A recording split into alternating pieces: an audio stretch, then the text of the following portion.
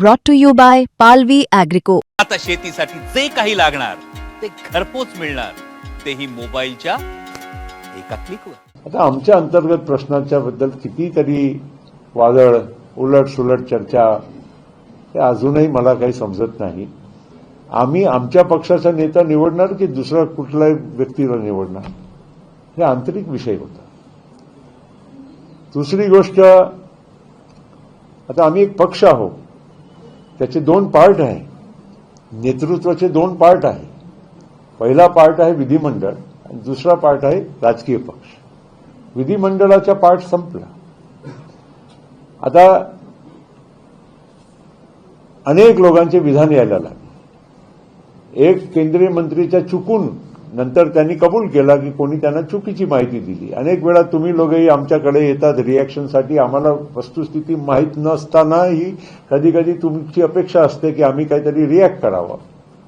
असू शकते त्यांना कोणीतरी चुकीची माहिती दिली असेल.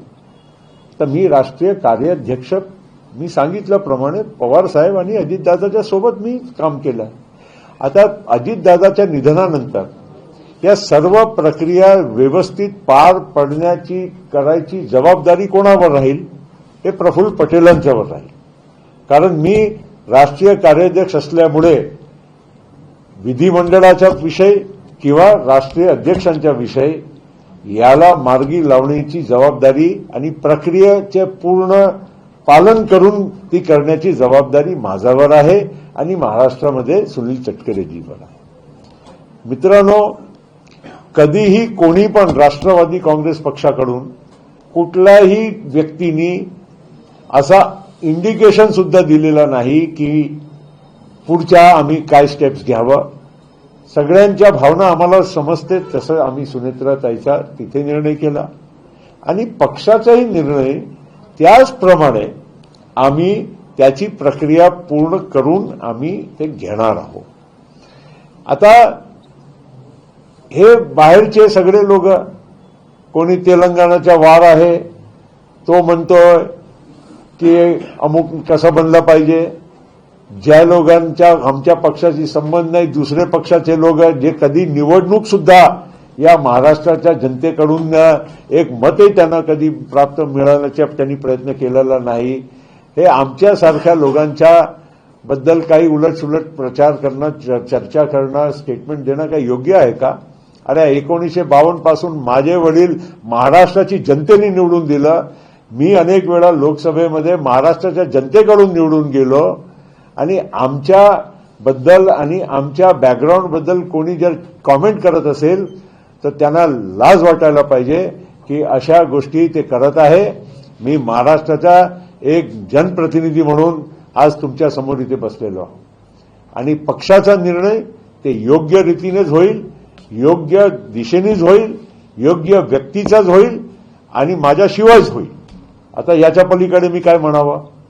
आमच्याकडून कधी हे विधान आलेलं नसताना उगीचे उलटसुलट हे वादळ हे निर्माण करणं आणि आमच्या पक्षामध्ये संशय निर्माण करणं ही अत्यंत घाणेरडी ही गोष्ट आहे. मला अजिबात त्याच्या पलीकडे काही बोलायचं नाही आहे. आम्ही आमचा पक्ष आहे, आम्ही योग्य निर्णय ते घेणार आहोत आणि माझ्याशिवाय घेणार आहोत. आता त्याच्या पलीकडे मी काय तुम्हाला खुलासा करू शकतो? तुमच्याशिवाय म्हणजे तुम्ही राष्ट्रीय अध्यक्ष नसणार? तर माझ्याशिवायच मी म्हणतोय, म्हणजे मी त्या जबाबदारीच्या माझ्याशिवाय कोणाला मिळतील, मग योग्य व्यक्तीला मिळतील, मग कोणाला मिळतील तर तुम्हाला इंडिकेशन मी देऊनच राहिलेलो आहो ना. मी नाही राहणार आहे ना, एवढं क्लिअर आहे.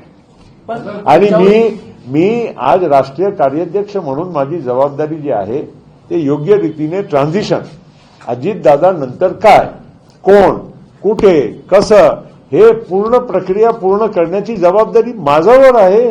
ती मी योग्य रीतीने पार पडत आहे.